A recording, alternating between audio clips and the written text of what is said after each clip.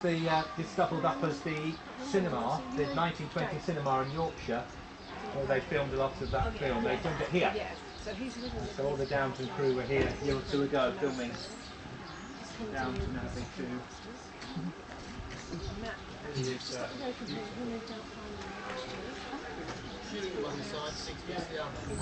Get a picture of it. Go up to the rain and get a picture of it. Yeah. Thank you. Actually, 9/11 was built in 18 weeks. 18 weeks it took to build. Built in 18 weeks. Built it in 18 weeks, only cost £500.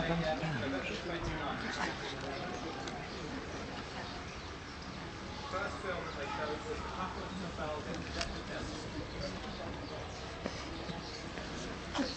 created by Charles Thurston, a travelling showman, well known in East Anglia, if you've been to the Thurston collection. And the architect was Harold Hooper. He was only 25, the architect, so I should think that did his career no harm at all. A really beautiful, beautiful cinema. Yeah, I think I can hear the children. I've been around the back door and I can hear the children still in there. So it's unlikely that we're going to get any time. So the film was supposed to finish at 11:45, but obviously they're running late. Surprises. Lovely, is it? Just worth mentioning the church. It's a beautiful church.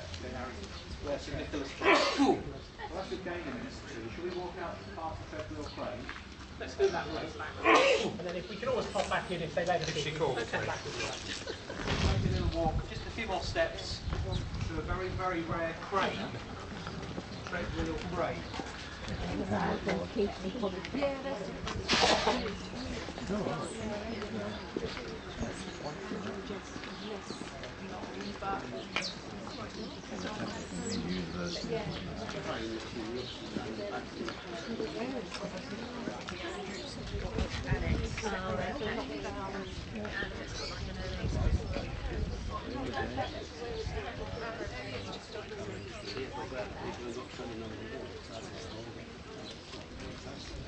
Remember I told you all about doing pirate radio from the 18 and all those years. After the first one, the Queen and Philip came to Harwich, and I was invited with about 50 other people. They called us the Great and the Good of Harwich. And it roughly attracted tourism back to the town. And that building behind you, the 1912 building, with a crest above it, that's where on the first floor I actually shook hands with Her Majesty the Queen and had a few words with her. And she said, "Why are you here?" What did you say? I don't know. I said, "Well, we recreated pirate radio, which was off the Essex coast for many years." And her reply to that was, "Oh yes, pirate radio. I remember that. We used to listen to that at the palace." So for that moment, Her Majesty and me were on the same wavelength. It all happened there in that building. In 2004. Have you got a photograph of it? Nobody filmed the film. But did Just got to take your word for it. Yeah. Did you not meet her again? I was at Tiptree Jam Factory, right, standing as close to this, but didn't actually speak to her on that occasion because she was surrounded by guards and her entourage. We did a whole programme for the Tiptree Jam Factory because she was on a tour there to register for its 150th anniversary.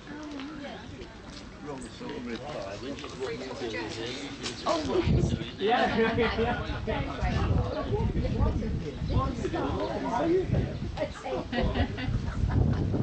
She said that to most people in the group.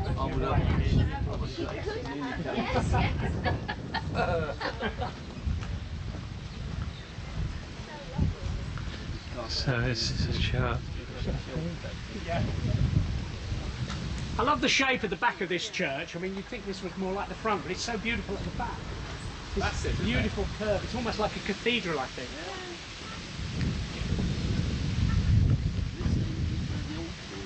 Yeah, the altar school, yeah. You know, the main entrance, it's not anything like that. It's beautiful.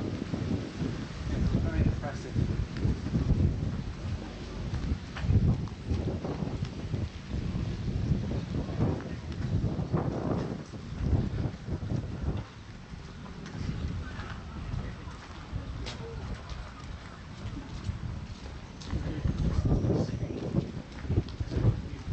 I know. There's a fault here.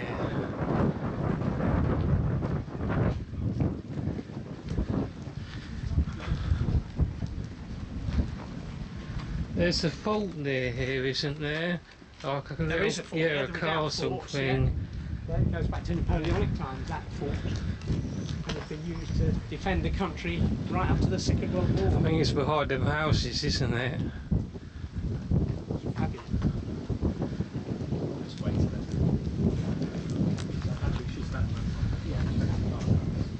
Just going to cross the road here. It's one way, so It's one way from there.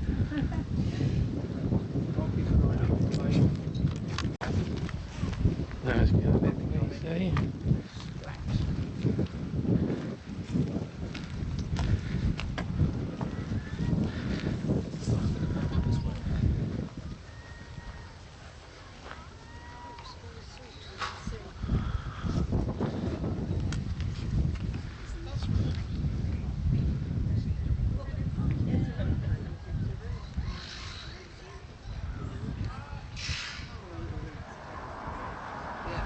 Mind the traffic. Okay, you're clear now.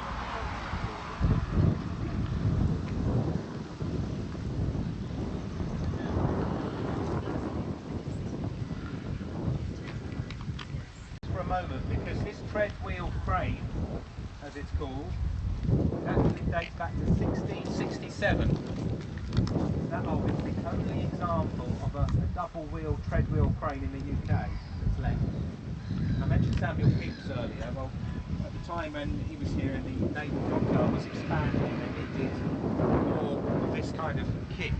So the Duke of York instructed Samuel Pepys to expand the naval dockyard here and to build this crane. It cost £392 to build in 1667. Would have been a fair amount of money there. Money. And the reason why it's called a double tread wheel crane is it needed two men walking inside a pair of 16-foot diameter tread wheels to make it work. like a hamster. Yes. Build a hamster. They're housed in there. And that was at a time really that Harwich was becoming a big base for British ships. There was a sea war against the Dutch going on at the time, so they picked Harwich to be the place to really up the defences. And this is the only one in the UK that survives all those years, which is rather nice. Is this its original location? It's not been moved to here because I think it's been moved. Yeah, it's slightly. an odd place. Yeah, it's moved for a better location now. But Of it's course, very close. the sea defences have changed. This wasn't there. This war. Yeah, the sea is literally just over that. I mean, if anybody's feeling fit enough, I mean, it's a gentle sight. It's a lovely view from the bank there. If you just want to have a quick look, it doesn't look like we're going to get into the cinema. No, and then we'll make our way back round to the LB18. Well, at least we managed to get on the ship. The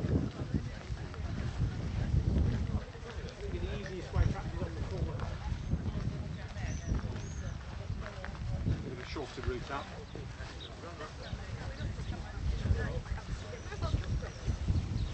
This is the slightly easier route.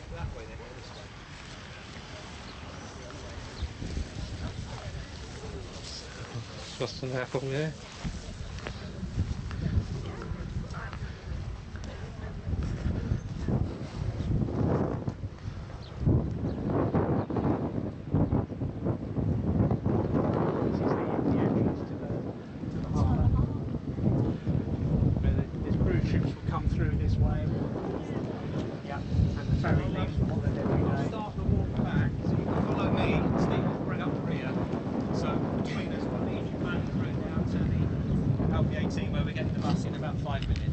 To the cinema, are we? She's not going to happen. She's not answered. Okay, sorry about the cinema, guys. We tried.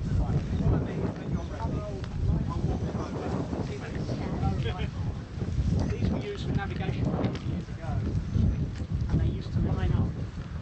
Ships had to line up with two lights in order to get the navigation right to get into the channel. If you look behind you, that's the Harwich High Lighthouse behind you. Funny to have a lighthouse in the middle of the town, but that's what it is.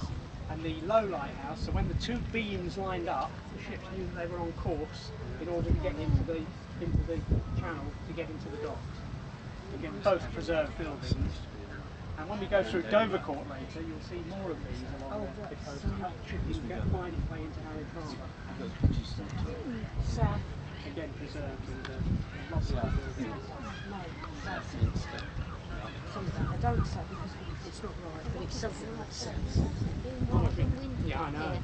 And also that's Felix still got the other side. Yeah, I know. Yeah. So it's Got to get down this way, coming And there's a lovely, if you ever come, I mean there's so much to see in Harwich. If you ever come for a day, there's a lovely foot ferry that takes you from Hackney Pier across to Felixstowe, which is a lovely ride. And then when you get to the other side, it stops at the beach and there's a beautiful cafe for lunches and coffees and alcohol and stuff. And it's right on the beach, so it's a lovely little thing to do for a day trip if ever you come to Harwich for the day. Soak up all this history and pop to Felixstowe at the same time if you want to. Now do mind your step on the way back. We'll go this way because it's a bit, that way take a little longer. Don't say it. Slow. Yep.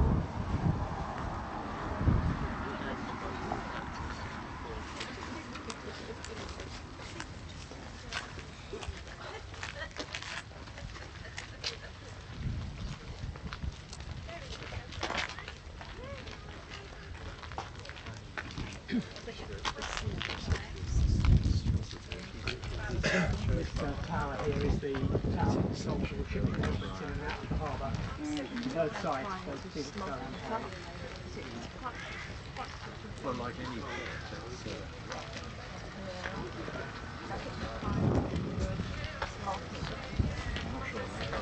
Mind the car behind you. I know, but I think